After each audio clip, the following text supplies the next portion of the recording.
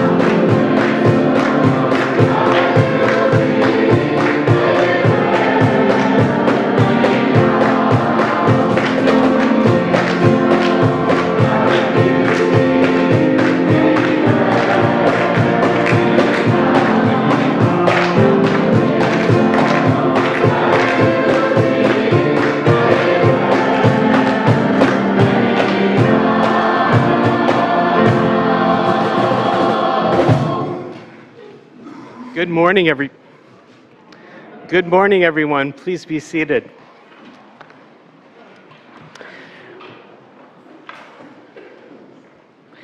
Welcome, everyone, here to First Unitarian Church of Portland. We're a multi-generational community that strives to nurture the individual spirit and together build a beloved community. Welcome all gathered here. Welcome those joining us via live stream today. And a special welcome to those who are new among us today. We're so glad you're here in person and online. Following the service today, join fellow congregants for a social hour. That will happen right below us in Fuller Hall. And if you're new today, I'd like to invite you to a welcome circle. We'd love to get to know folks who are new among us. We'll gather in this side gallery. We'll just form a circle of chairs over here, so join me along with Jen Thomas, our membership engagement coordinator. We'd love to meet you and hear what's brought you here and answer your questions about this congregation. Also today, you can walk the labyrinth after the service. This is the first time that our labyrinth has been back in a while. That will be in our Buchanan reception space in the building next door, and the labyrinth will be up until 1 o'clock for you to walk and have space with. Also today, last but not least, Reverend Alison will do a Q&A after the service. That will begin at noon in our Elliott Chapel. Bring your questions about our congregation at this moment in its history. Reverend Alison will do her best to answer those questions. There will also be an update from our Board of Trustees on the church financial status, so do come. That will be at noon in the Elliott Chapel just next door. It will also be live streamed, so if you're online, tune in just like you would to the Sunday worship service. The Q&A will be live streamed today. And finally today, we are kicking off our season of giving here at the church. A majority of the funds that it takes to operate this church come from the annual financial gifts that our members and friends make. It's because of this generosity of so many people here that we're able to support the ministry and programs that we have here. That includes paying our dedicated staff and upkeep of this city block. We've made it through these years of this pandemic, and now the church is in this period of re-emerging and reimagining. It's an exciting time, and it's a time that needs all of our support. This coming week, you should be receiving a packet in the mail asking for your support, and on November 12th, we'll celebrate the generosity that makes this community we love possible. So once again, welcome everyone. I'm now going to invite Dev Dayan up. He's going to offer a testimony as we begin today. Dev.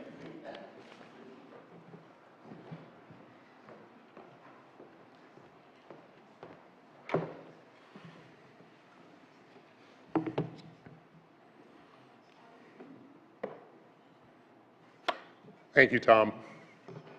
Good morning.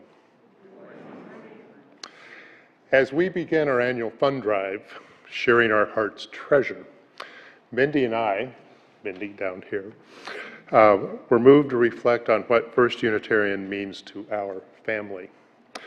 First and foremost, First Unitarian is our spiritual home, and the weekly Sunday service is its centerpiece.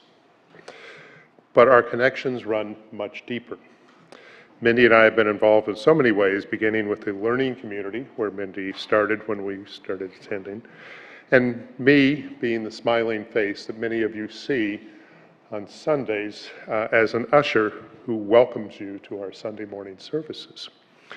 We are both serving as board members, Mindy on the board of moderators, me on the foundation board, and our involvement also includes Mindy's teaching, back to teaching, preschool classes in the learning community. And our granddaughter, Holly, who you'll see in just a minute, is participating in classes for her age group. Mindy is also involved in social justice activities, including a team member for the Shower Project and the Reproductive Rights Group. And I currently lead the ushers. And so that keeps us busy and involved and entertained and feeling good.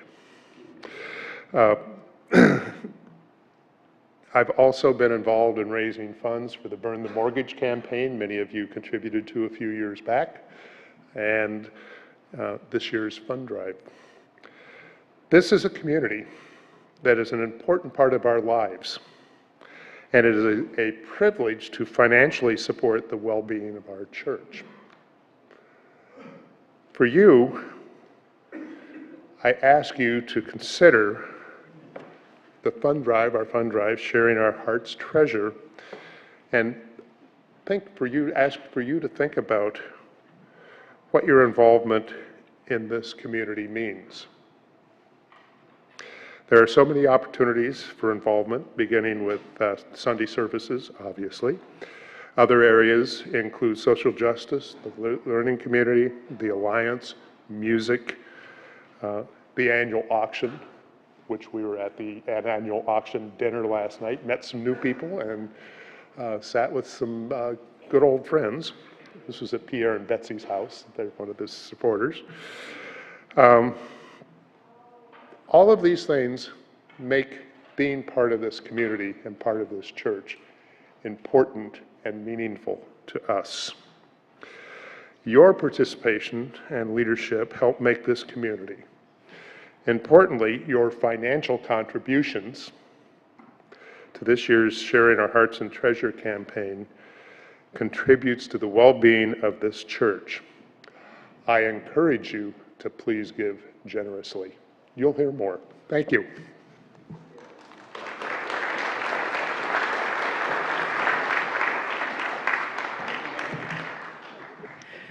As we gather together, let's take a moment now and greet one another. Let's greet our neighbors online and here in person. Let's celebrate our community together.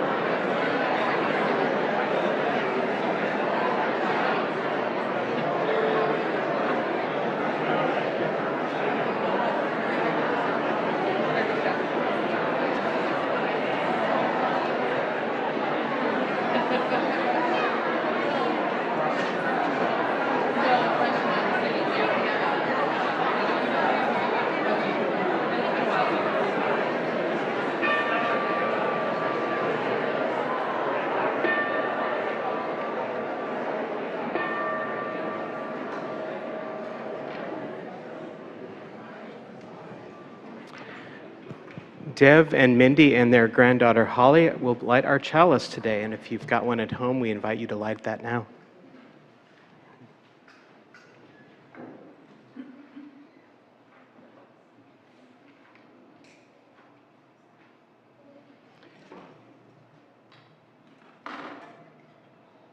We are Unitarian Universalists. We light this chalice in faith and hope and in love. Thanks, you guys.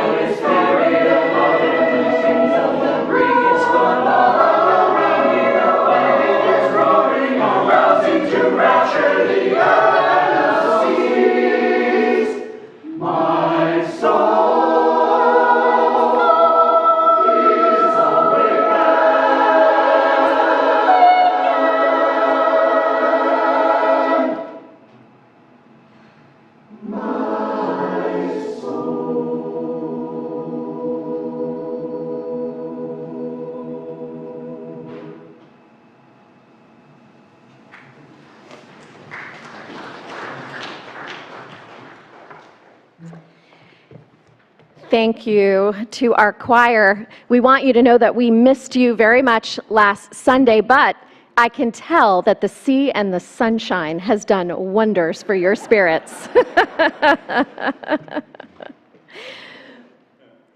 Our opening words are by William Schultz.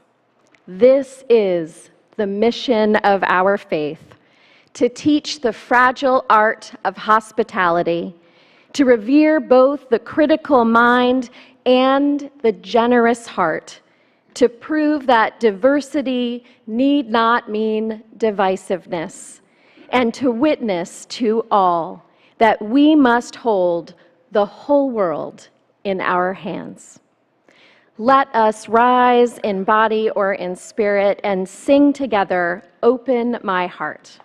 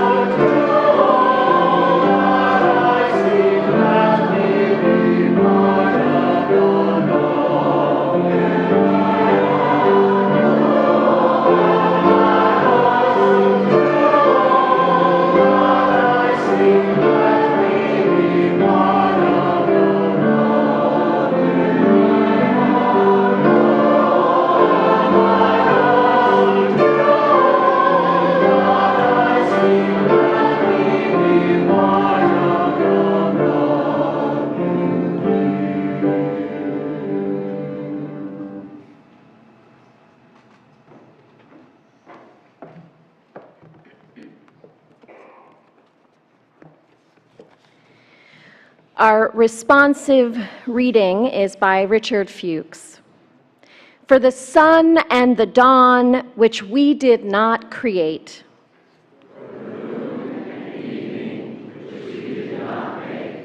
For the food which we plant but cannot grow. For friends and loved ones we have not earned and cannot buy. For this gathered company which welcomes us as we are, from wherever we have come. For all our free churches that keep us human and encourage us in our quest for beauty, truth, and love. For all things which come to us as gifts of being from sources beyond ourselves. Gifts of life and love and friendship, we lift up our hearts in thanks this day. And now let us join together in our doxology, which will be followed by a kickoff video for the campaign.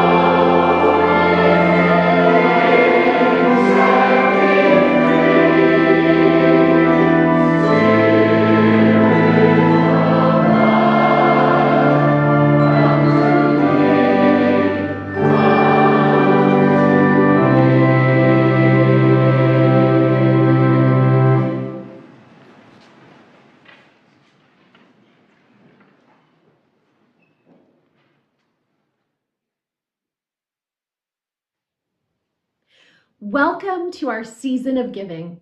We are kicking off the campaign for 2024, Sharing Our Heart's Treasure. We build this community by sharing who we are, and that includes what we love. This week, I invited 3 of our families, the Weller-Fills family, the Bach family, and the Thompson family, to answer a couple of questions that get at why many of us give our time, talent, and treasure so that our hearts and this community can flourish and grow. Yeah, okay, here we go. What do you love about coming to our congregation? I really like the Sunday school activities at church. One thing that I really look forward to every week is to come to church and have an hour that is only dedicated to contemplating the important things in life. I love together time. We are both part of this community because we want a place where we can be in community with others. I look forward to coming to service on Sunday because it's a time to sort of listen, right? Practice listening, take a break, and be at peace with myself. To reflect on things that maybe I don't get to during the busy week. And I like seeing my friends at Sunday school. I like going there with my friends, really, because my friends are all there too. I like seeing other kids at Sunday school that I don't see every week. The thing that I look forward to are the sermons because they're very thoughtful. And I think they're very relevant to what's going on in the world and how us as UUs can really think about that for us. And last year when I was in first grade, I enjoyed building my cardboard house. One of the things that I love about our church community is bringing our kids to a place where they get to explore questions that are incredibly important to them and to us and to really anyone, but but they're things that you really don't get into in school or just about anywhere else. And also having the opportunity to explore those types of questions as a volunteer with our YRUU students is a huge privilege as well. I like when you do our projects and then there's just like a bunch of fun stuff to do. And while you're doing the projects, you can talk with your friends and have fun. And I also like the snacks because they're yummy. What do you care about and hope we can do more of together? I hope for more pancake breakfasts in the future. And one thing that I hope for in the future is more opportunities to connect in small group settings with other grown-ups and getting to know more people, build more connections, and make our community strong. And then the things that I look forward to and I hope we do more of is I really enjoyed, well, actually last weekend when we had the games for the kids and everything where the parents can get involved, and that was a really great experience, I think, for building the community and bringing everyone together. And I hope we have more family game days in the future. Something that I would like to have more of are opportunities to connect with other parents. And I liked when we did the games last weekend. That was really fun. And I also hope that we can do more with climate change and like police violence and stuff. I hope we care about the environment more. As we have grown our family, it has been important that we have a place that feels welcoming to our family and to other families. We hope as a church community we can live into our 8 principles and make this a reality. I think I would love to see our congregation as a presence. We have a presence in our community more broadly, and I'd love to see us continue to step up and continue to speak out and listen and build relationships in our community more strongly. Yeah. I hope we help other people who are in need. Over the next month, we invite you to reflect on your heart's longing for our collective future and to give an amount according to your ability that feels generous enough to match that aspiration. For it is many gifts of love that add up to create this community where we make meaning, make connections, and make a difference right here in our spiritual home and in the wider world. Thank you. Bye. Bye.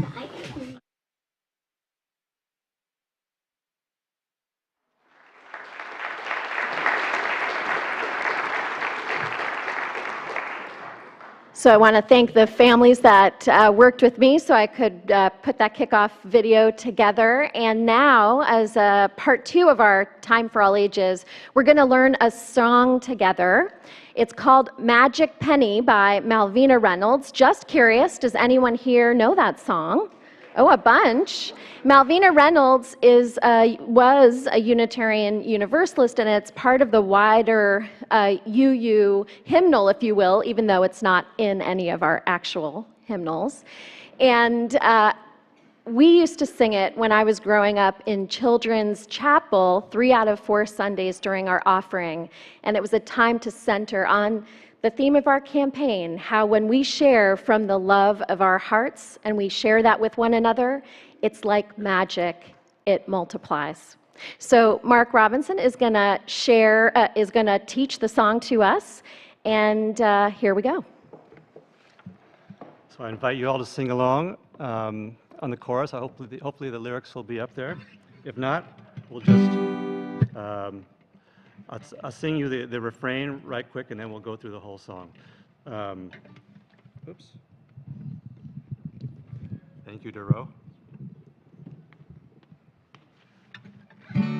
So love is something if you give it away, give it away, give it away. Love is something if you give it away, you end up having more. So easy, you guys are great. Okay, I'm going to take this right from the beginning here, a little intro even.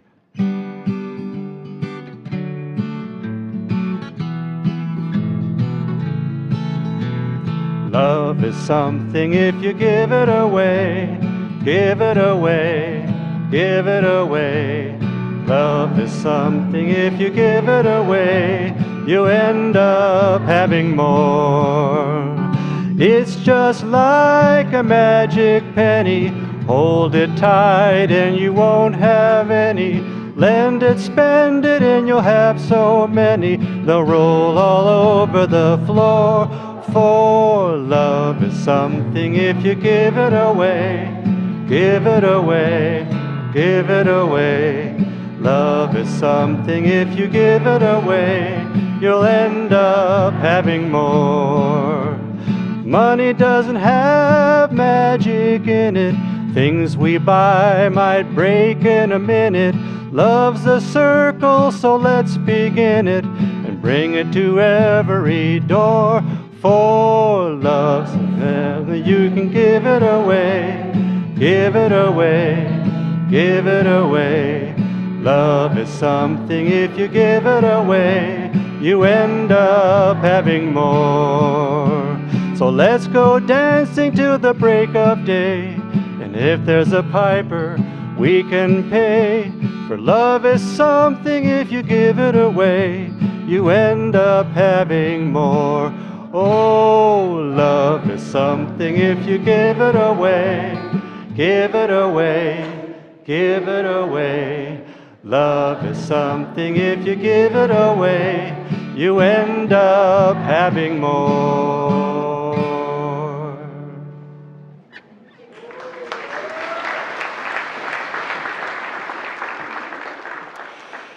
So I have something to tell the people who wait till the last minute to respond to things. I've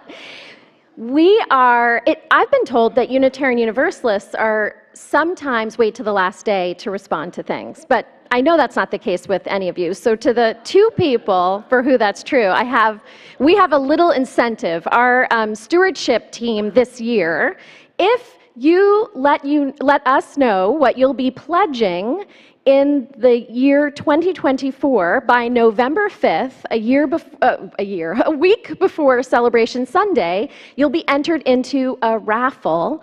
And two of the prizes is a brand new iPad that you can keep or give it away, sharing that love.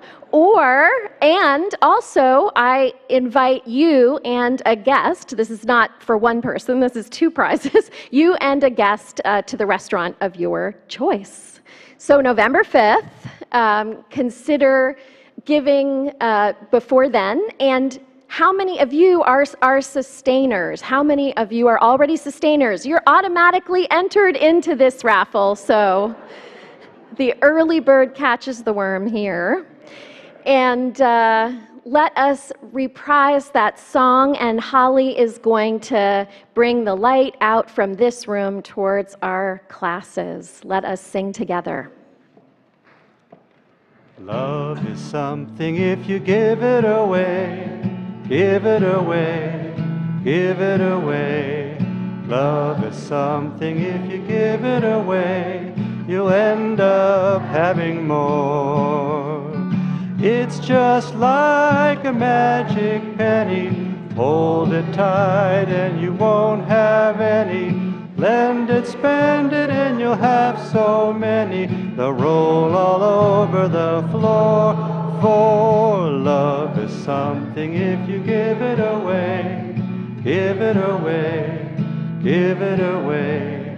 Love is something if you give it away, you'll end up having more.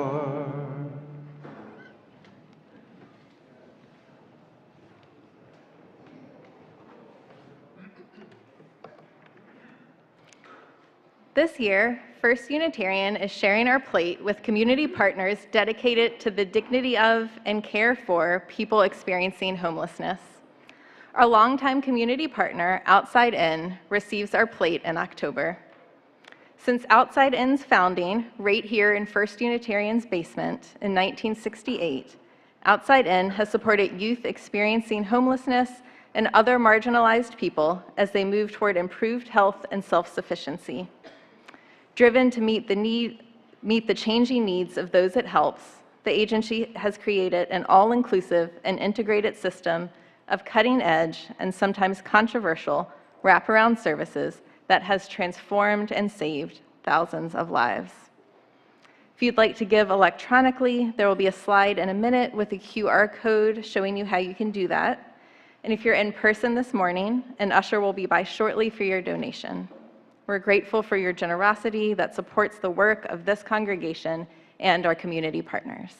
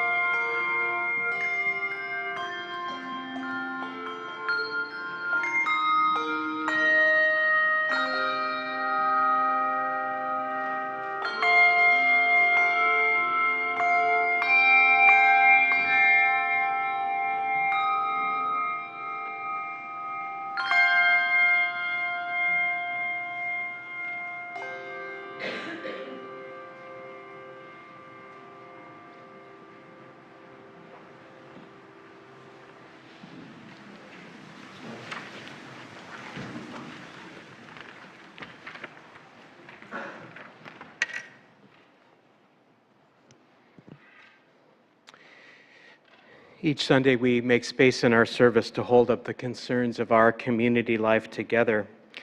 A reminder that you can light candles of intention in one of our side galleries. You can also leave a prayer request to be held by our ministers and lay ministers through the week. You can also send a request to prayer@firstunitarianportland.org.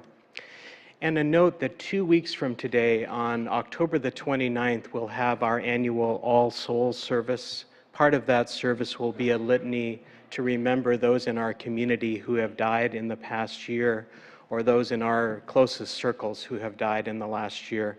If you'd like a name added as part of that litany, you can send it to remembrance@firstunitarianportland.org.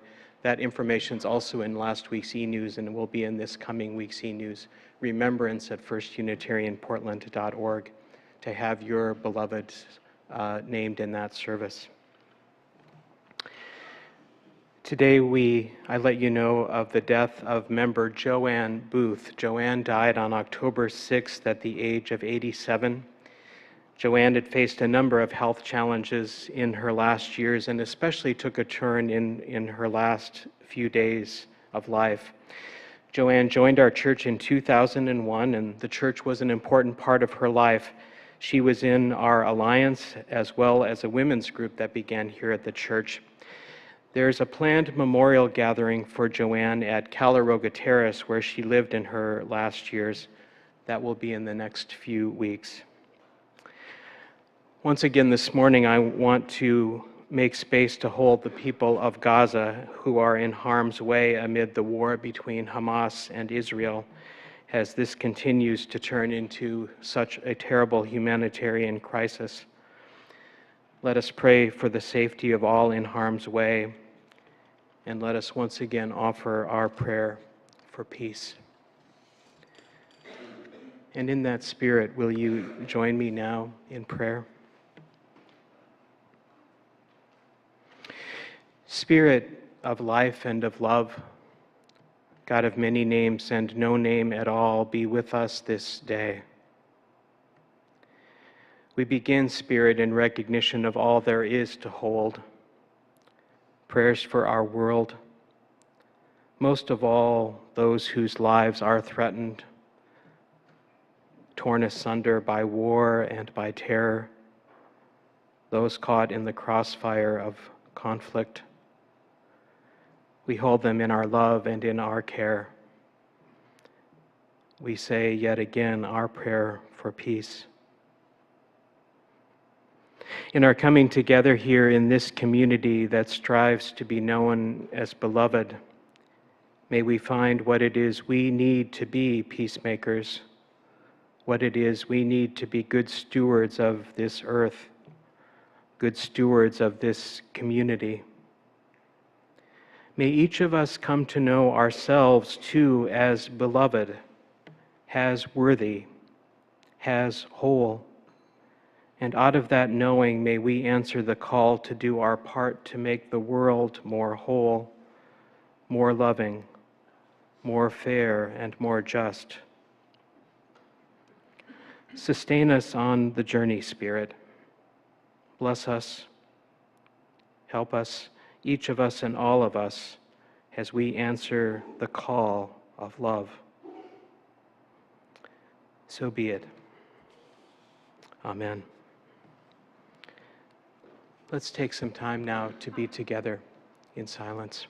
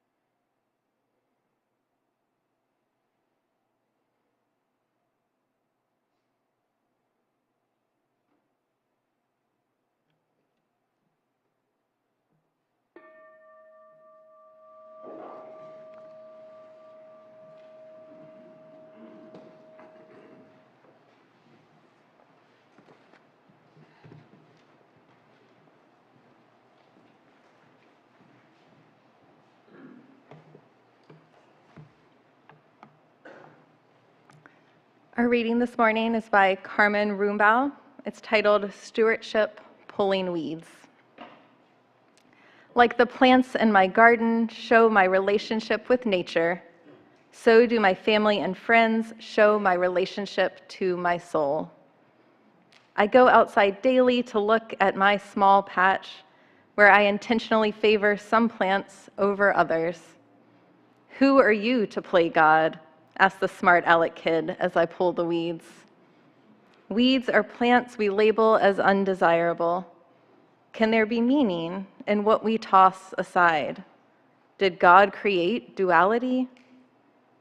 What if instead I assume the role of steward? Then I would nourish according to nature's plan, study before acting, gather wisdom before destroying. Nurture compassion as a way to increase what is positive and see the negative as a signal to grow.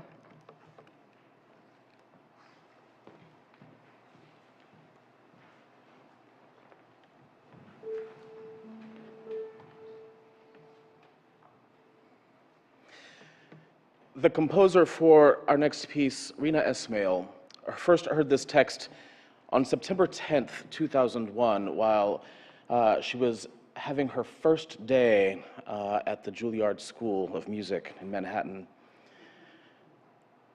The next day, while she and other students and faculty watched what was happening on the island from the highest places of the student building, and later while they were huddled together in the lowest basement of Lincoln Center, these words resounded so profoundly for her that 5 years later, when she was asked to write a piece, she wrote this piece with this text. This is A Ritual to Read to Each Other by local favorite William Stafford.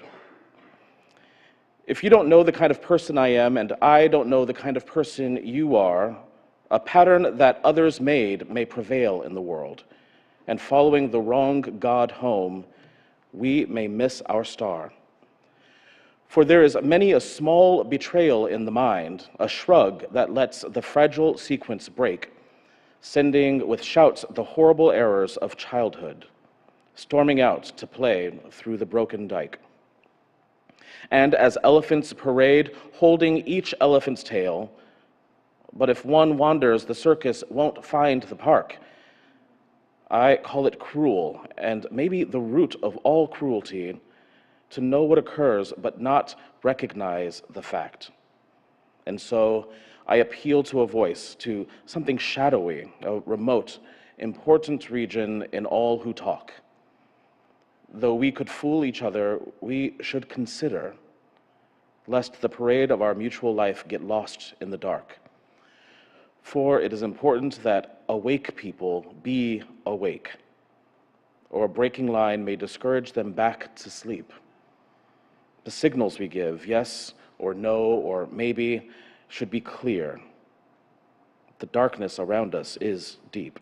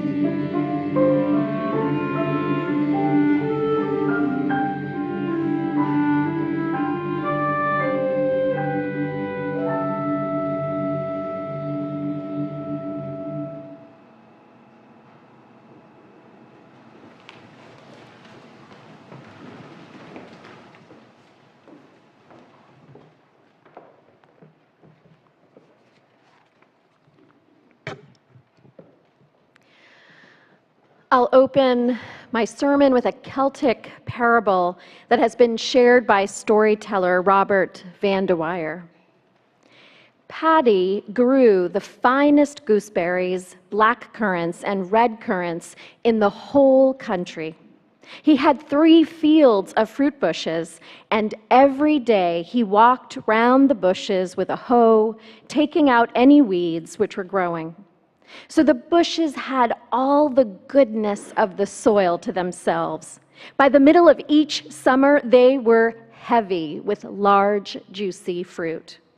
But sadly, Paddy was not as good at raising children as he was at raising fruit. His 2 sons were known as the laziest in the entire country. They spent all day drinking, eating, and chatting with friends. They never lifted a finger to help their father. As years passed, Paddy became increasingly anxious about his son's laziness. "When I am dead and gone," he would say to his neighbors, "all my fruit bushes will become overgrown with weeds, and my sons will surely starve." Living a short distance from the village, in a small cave, was a hermit who was renowned for his wily wisdom. Finally, Patty decided to go to the hermit and to ask for his advice.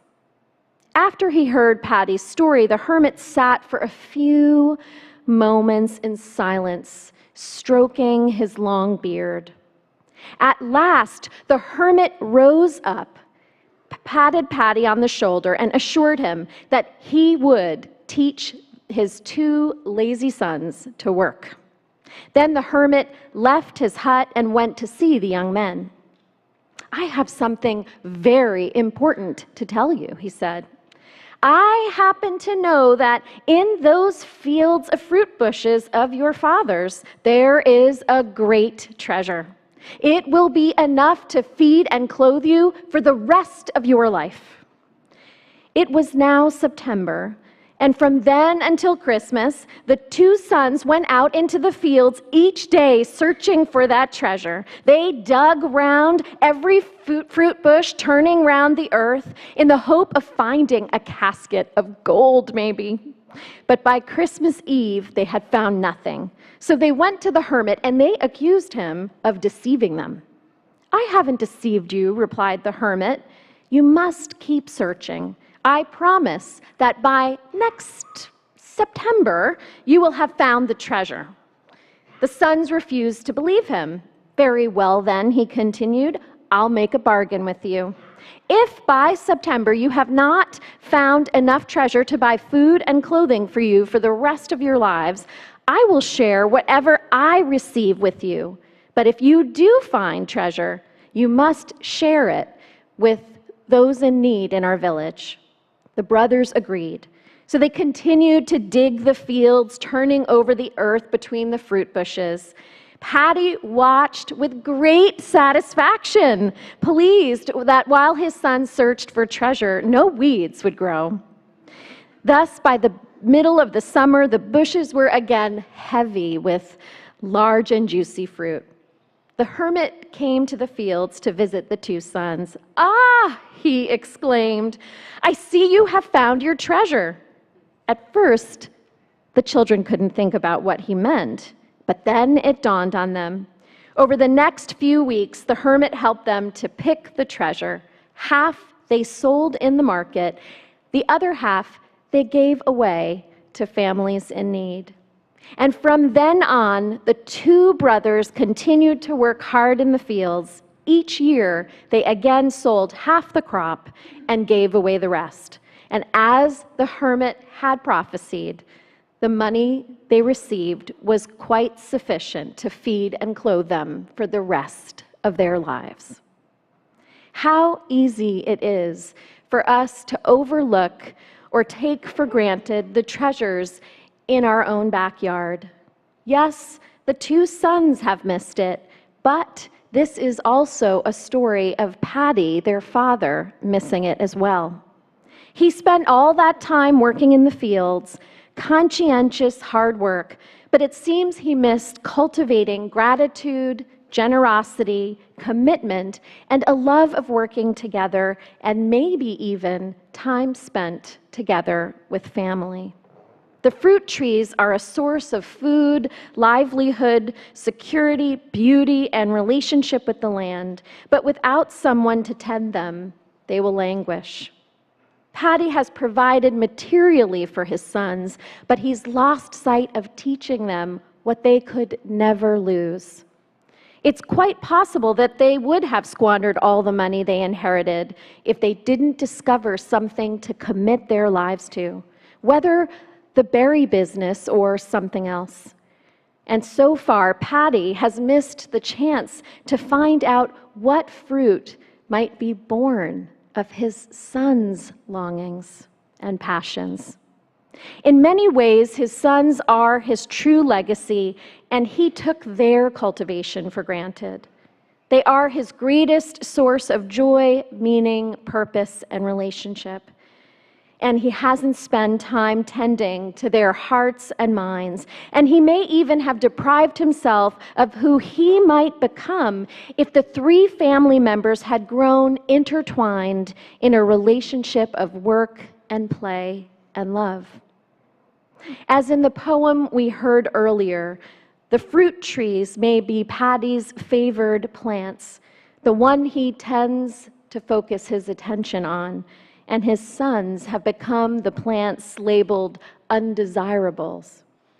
But just as within the earth lay a treasure the boys could not see yet, within the boys lay dormant a treasure that the father did not know how to find. It is human to crave meaning, purpose, and relationship. And it is human to be self-centered, to take things for granted, and to forget that we always have need of one another. Luckily, the wise and wily hermit shows us it is also human to be creative, clever, and compassionate, to find a way. The boys, the father, and the hermit are all of us, and we are ultimately all of them. In the garden of our life, what are the plants that we have cultivated? What are the ones that we have labeled undesirable or weeds? What have we imagined we could neglect or discard only to discover that they are a source of beauty, goodness, and nourishment? Only to discover that our fates were always intertwined. Some people spend hours and hours trying to figure out how to rid the earth of dandelions, while others take joy in blowing their seeds, watching them fly, often living next door to the other neighbor, and then enjoy their greens in a salad. I have found that communities like ours are filled with wise hermits, the people of all ages who teach us where we might discover buried treasure, how to find balance between purposeful work and play, and how to bolster the gifts of passion that lie within each of our hearts.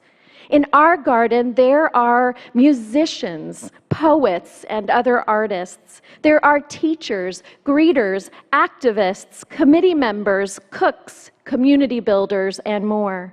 We offer one another a village full of talents. In our garden, there are the wise, the generous, the playful, the clever, the conscientious, and more. We offer a village full of people from whom we can learn and grow the best that resides in human nature. Today, we are kicking off our campaign for 2024, Sharing Our Heart's Treasure. We aim to raise $1.5 million together, which I know is possible for us collectively. Here, we have many teachers on the subject of generosity, people who give of their time and talent and treasure to co-create this beautiful community that is spiritually and heart-centered, meaning and justice-centered, and whose efforts ripples out within our community and within our city. You are what are called significance-motivated people. And you provide all of us with the invitation to live our lives from that place. In their book, The Generosity Factor, authors Blanchard and Kathy talk about the difference between success motivations and significance motivations. Success-motivated people tend to measure life in such factors as money, possessions, power, achievement, status, and these give only temporary satisfaction. The satisfaction will wear off. And why is that? In study after study, it seems that most of us, in terms of money, power, and possessions, may want 20% more than what we currently have. So it is a never-ending search. No matter how much we have, for example, if we have $10,000 or $1 million, people will report they need 20% more to achieve fulfillment and happiness. Blanchard and Kathy talk about significance-motivated people as well. They want their lives, we want our lives to mean something. We want our actions and deeds to add up to something that will be a legacy, even in our lifetime, but after our lifetime. We want to contribute to others and to the human community. Significance-motivated people are moved by things like generosity, empowerment of others, service to others, and by their quality of relationships. And these are factors that yield fulfillment and happiness. And it turns out that when we lead our lives more and more in accordance with those principles, we don't report, if only we had 20% more, we would be happier. We are a socioeconomically diverse community, and we witness here generosity at every level of giving. There are people like Patty's family whose work is valued greatly by our society, or who have inherited wealth, or both, who have more than enough to spare and do share it with others. Which reminds me of a story that you may have heard about a very wealthy person at a church pledge drive. They stood up and said, "I am very rich." It must have been joys and concerns, and the microphone must have been going around. And I attribute all the rich blessings to God in my life. And I remember when all I had in the world was $100, and I knew that I needed to give it to God's work or nothing at all. So at that moment, on that kickoff pledge drive Sunday, I gave my entire savings to God. And I believe that God blessed that decision, and that is why I am a rich person today. There was an odd silence. Imagine giving away the only $100 you had. Then the old lady sitting next to him said, "Could you pass me that microphone next?" And into it she said, "I dare you to do it again." Okay, so now I've told two stories, one where two boys give away half of their earnings, and one where a person has the courage, or perhaps the temporary insanity, or religious inspiration to give all of their fortune away at one time. This is not my recommendation. Money is a tool that represents our priorities, and I only ask that you give, and I ask this of myself as well, to First Unitarian until it feels right in terms of your priorities. That is, until it feels good, until you feel a part of the transformation that is possible here, but not until it hurts you or your loved ones. It is my hope that as it is written in the Gospels of Luke and Matthew, and I want you to know, and Dumbledore, this is a reference, where your treasure is, there your heart will be also. Don't worry, we're not going to look at your tax returns and individually critique where your money goes. This is a self-guided exercise, as is so often the case in a Unitarian Universalist congregation. I do think, though, it is worthwhile, and it is a part of the practice of becoming wise and spiritually mature to learn how to express our values with the money that we do have.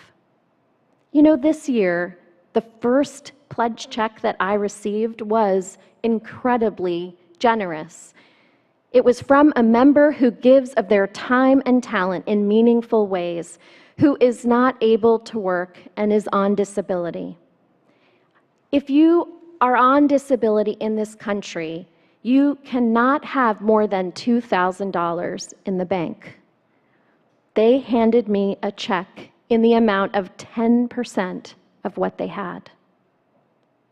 Generosity abounds in this congregation at every level of giving.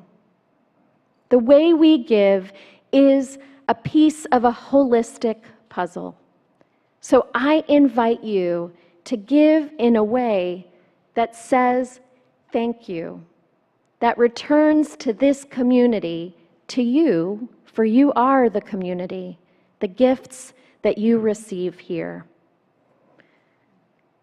I invite you to give with a spirit of generosity and to share in a way that is in proportion to your bounty and in ways that match your collective aspirations for our future.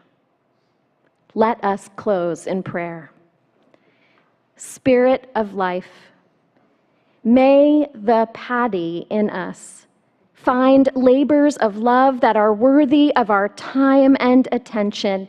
And oh yes, may it put us in relationship with the good earth. May the Patty's children in us be able to witness the generations before us and to come to appreciate all we have inherited, even as we respond to the calling in our own time of how to say yes to work that matters and to the generous impulses of relationship. And may the wise hermit within all of us help us to find and cultivate the manifold treasures that lie within this congregation, in the hearts and minds and hands and activities of people of every age. May our communal spiritual home and we grow in spirit, community, and impact for generations to come. Amen, and may it be so.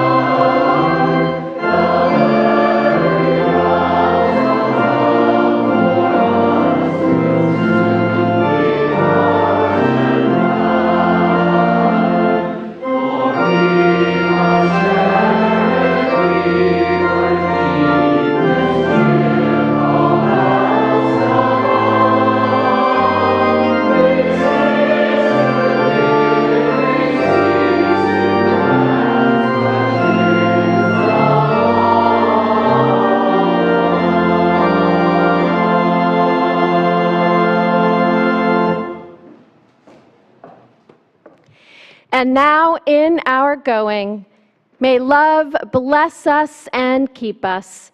May love shine down upon us. May it radiate out from within us. May it be gracious unto us. And may it make of all of us a people who share from the heart and a people who are builders of peace. For this is the day that you and I are given. So let us rejoice in it and be glad. Go in peace. Practice love again and again and again. Amen.